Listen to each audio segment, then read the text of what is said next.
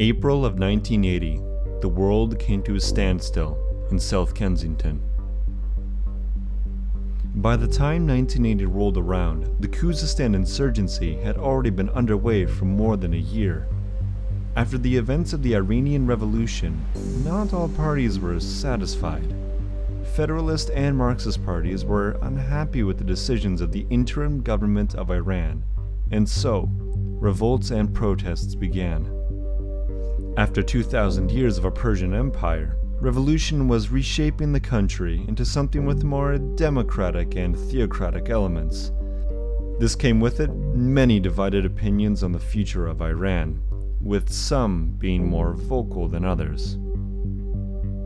One such individual, a man named Oan Ali Mohammed, leader of the Democratic Revolutionary Front for the Liberation of Arabistan. Oan was unhappy with the way things were unfolding in Khuzestan, and he wanted the world to know. March 31st, 1980. Oan and 3 other members of the DRFLA arrived in London. The group rented a flat in Earl's Court, but were soon kicked out because of excessive drinking and partying. Soon after, the group found another place in Lexham Gardens, more convenient as it was closer to the embassy anyways.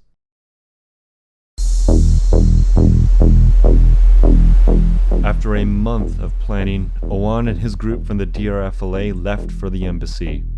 Their objective was simple: tell the world about the plight of their country and hold the embassy hostage. Simply, get some attention. Somewhere between leaving Lexham Gardens and arriving at the embassy, the group of DRFLA members picked up Scorpion submachine guns, various pistols, and grenades. These are believed to have been delivered in an Iraqi diplomatic bag.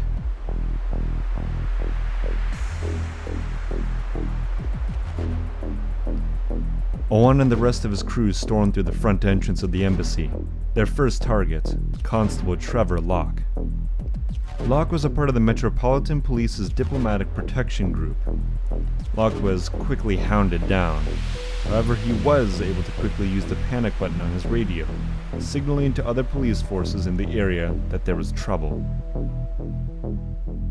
The rest of the hostages were quickly rounded up and kept under watch.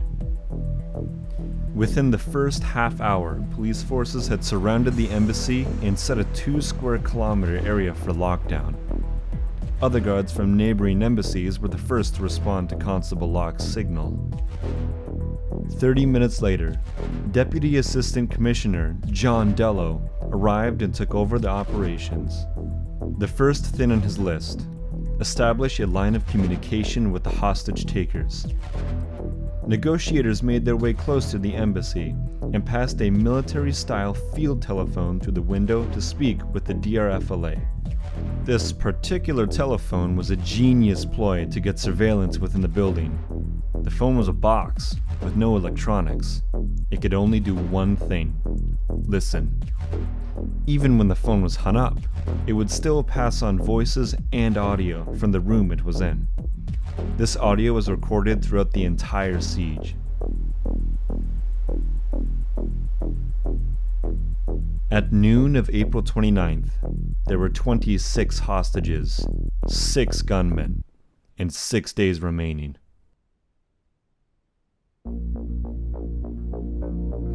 Among the hostages in the building were Mustafa Karkuti, a freelance journalist covering the events of the crisis of the U.S. Embassy in Tehran, there to interview Abdul Fazi Azati, the cultural attaché. There too, Mohammad Hashir Faraki, another journalist creating an article on the Iranian Revolution. And BBC employees Simeon Sim Harris and Chris Kramer were there trying to gain Iranian visas to cover the aftermath of the revolution themselves. Oan was the only individual in his group that could actually speak English, so he made the demands of the group. At 3:15, Oan issued his first demand: the release of 91 Arabs held in prisons in Khuzestan. He would blow up the entire embassy along with all of the hostages, if this was not completed by noon the next day, May 1st. At 4:30, a hostage was brought out from the embassy. Frida Mozafarian was already sick before the siege began. Oman requested that a doctor come treat her, but was denied and forced to let her go.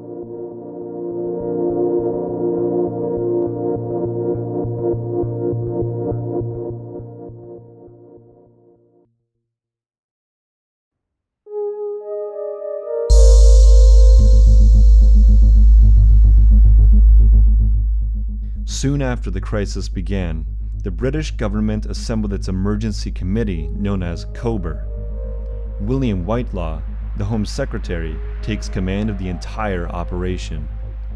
Whitelaw was to ensure that the next steps would be for Britain and not the DRFLA. Covert meetings went all through the night, and it was decided that perhaps a more specialized force would be required for this operation. After all, the Munich massacre had only happened 8 years prior. So, Whitelaw contacted a much more secretive and specialist force, the SAS. The SAS were armed to the teeth, and, as an elite special forces unit, were highly trained in dealing with hostage situations. Under the cover of night, 2 SAS teams dispatched from Hereford Base arrived to watch over the situation and act when they needed to. Lieutenant Colonel Michael Rose, leader of the SAS team, traveled ahead of the group to speak with John Dello. It was important that the police and SAS work together in this operation. At 3:30 on May 1st, the SAS teams made their way into an adjacent building, 14 Princess Gate, the Royal College of General Practitioners. Once there, the whole team was briefed on the immediate action plan. If the SAS needed to be called in at any point, the immediate action plan would be used. The gunman ordered a hostage to call the BBC's news desk. Owen quickly took over the phone and spoke directly to the journalist. Owen made it clear that he was a member of the DRFLA, that they had taken over the embassy, and that all non-Iranian hostages would not be harmed. Just after this, the gunmen were cut off from the outside world. All phone lines into the embassy were cut. The gunmen were stuck with the field telephone. In the morning, as the hostages awoke, one of them became seriously ill. Chris Kramer, the sound recordist for the BBC, exaggerated a previous illness he had contracted in Africa. Sim Harris, his co-worker, was made to negotiate over the phone for a doctor. He was refused, forcing Awan to release Chris. At 11:15, he was released and rushed to a hospital. Chris's release marked a great outcome for the police. Not only were they able to get another hostage out, but they were also able to gain valuable intel as to who was in the embassy and the amount of gunmen inside.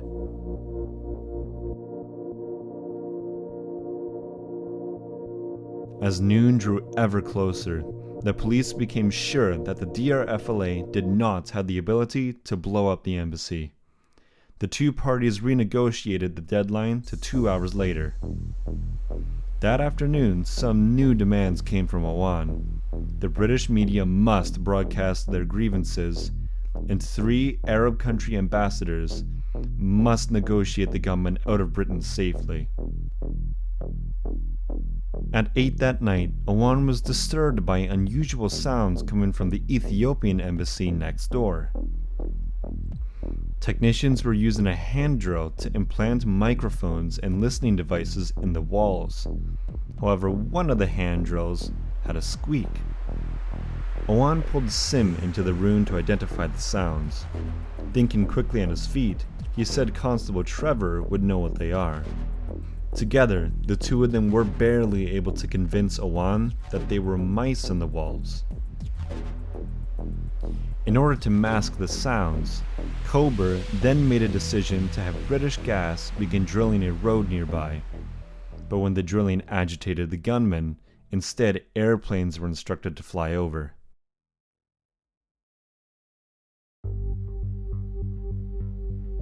At 9:30, Owan goes to his second-floor window and demands that they be given access to the telex system, which the police had disabled along with the phone lines. Owan also threatened to kill Abdul Fazi Azati. The police refused his request, so Owan pushed Abdul forwards at gunpoint and requested to speak with one of Sim Harris's colleagues. The police granted this request and brought Tony Crabb, Sim's boss. Owan yelled his new demands to Mr. Crabb, translated through Mustafa Karkuti. They wanted 3 ambassadors from Arab countries to negotiate safe passage from Britain. But the police had already passed that message along. Every ambassador refused or said they would ask their parent country. That evening, the BBC broadcast the DRFLA's demands. However, Owan was furious. The way in which they broadcasted the demands was shortened and not translated properly. Owan's anger continued into the morning. At 6, he called the police officers once again and roared that the police had deceived him. He would now be releasing the British hostages last. He once again demanded to speak to an Arab ambassador, but the negotiator stated that talks were still being held by the Foreign Office. Owan was angered even more by the delaying tactic and requested that Tony Crabb return to the embassy immediately. Tony did not return until 3:30, nearly 10 hours after Owan had sent for him. Once Tony arrived, the police guaranteed that the demands would be broadcast through the media if 2 hostages were released. In the end, it was decided that Hiek Kanji would be released as she was pregnant, as well as Ali Guil Ganzafar, as he snored too loudly, which irritated everyone within the embassy.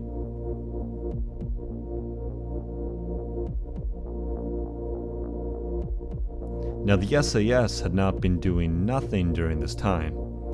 Not only did they secure ropes to the roof for rappelling, but they also successfully unlocked a skylight that could be used for access to the embassy as well.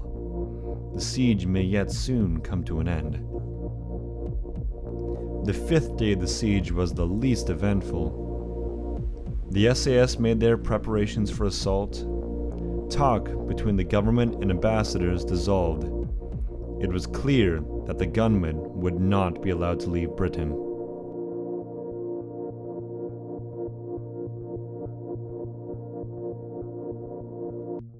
At dawn, Constable Locke was awoken by Owan.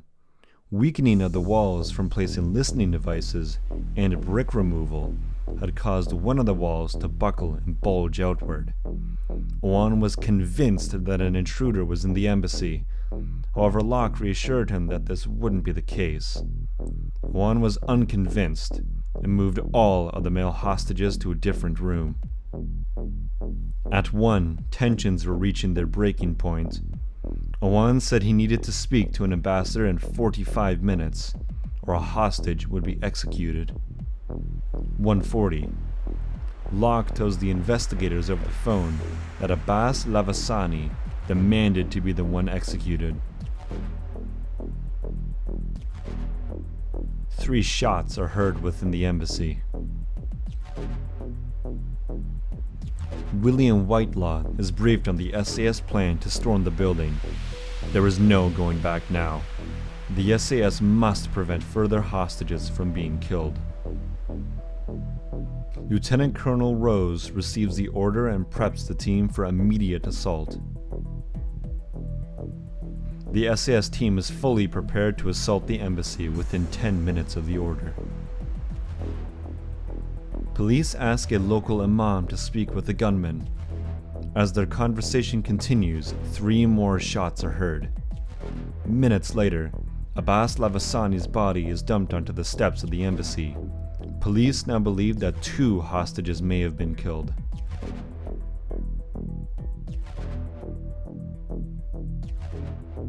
At 7:07, command is given to the SAS officially. Police negotiators stall for time as the SAS prepares their assault.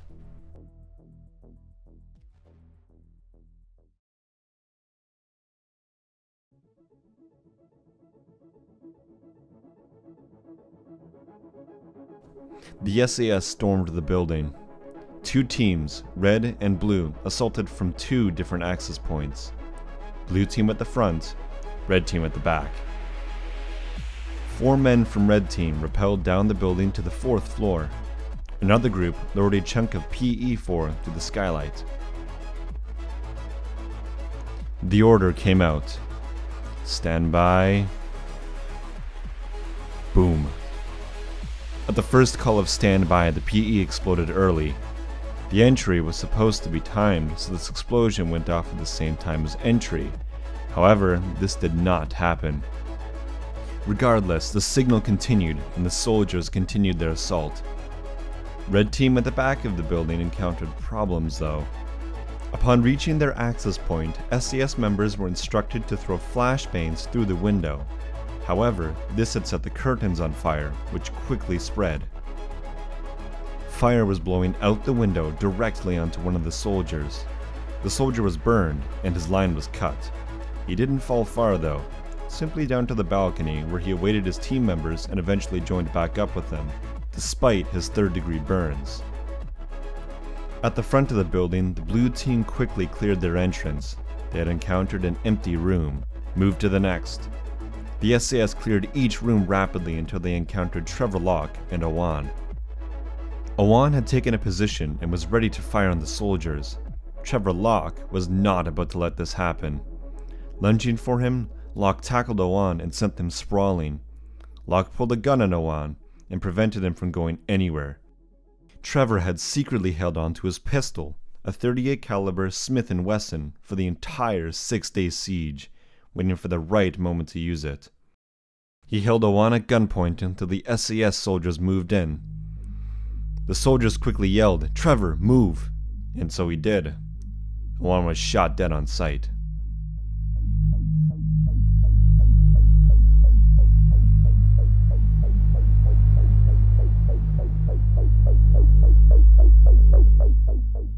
Meanwhile, a floor above, Red Team had moved to the outside of the telex room, but the SAS were not quite quick enough. The hostages inside were being shot. Gholam Ali Afrouz and Ahmad Dadgar were both hit by the gunmen and injured. Ali Akbar Samadzadeh was killed here by the gunmen. He instantly died as he was shot. The SAS breached into the room, shooting both terrorists. They both died. Another terrorist ran into the room with a grenade after attempting to light the embassy on fire. He too was shot dead.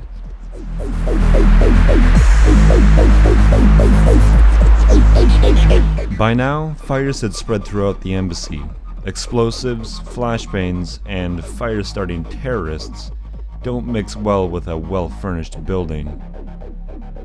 The barricades that had held back the press for the last 6 days were lifted to allow fire trucks to rush to the blaze, but the final parts of the siege were not over yet.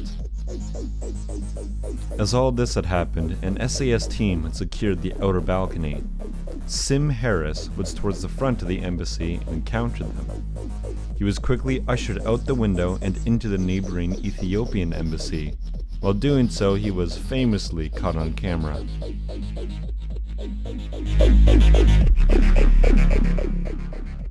Two more teams entered the ground floor, cleared it, and then cleared the cellar below. Above, the hostages were being pushed out by the SAS. The plan was easy. Create a line of soldiers and throw each hostage to each soldier. It was fast and it was efficient. Ian Chalky White, one of the soldiers, was throwing along hostages when he noticed a terrorist hiding amongst them, trying to disguise as a hostage. However, he had already thrown him to one of his fellow soldiers. Ian began yelling, "Terrorist! Grenade!" The terrorist did indeed have a grenade. The SAS acted quickly, taking down the last armed terrorist.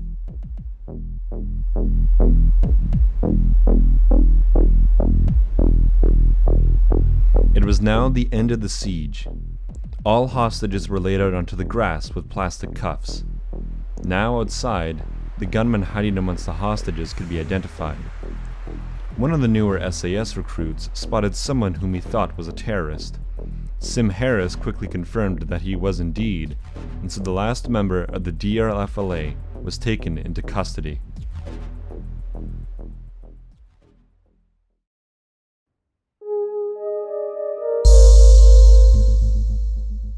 And so, just like that, a 6-day siege ended with, at the time, the most successful hostage recovery raid in history. Fauzi Nejad, the only remaining gunman, was sentenced to life in prison. He became eligible for parole in 2005, and in 2008 was released from prison. Trevor Locke was awarded the George Medal for his bravery during the siege. Locke was considered a hero, showing deliberate restraint and patience, waiting for the right time to move. The hostages, well, they moved on. Every once in a while, they still gather together and talk about their time together, and celebrate that they're alive. William Whitelaw, in tears, thanked the SAS for their service, and wanted to parade them through the city. Well, that idea was shot down fast. The SAS are to remain anonymous. After all, they had work the next day. Thank you very much for listening. This has been Travis Over. I'll see you next time.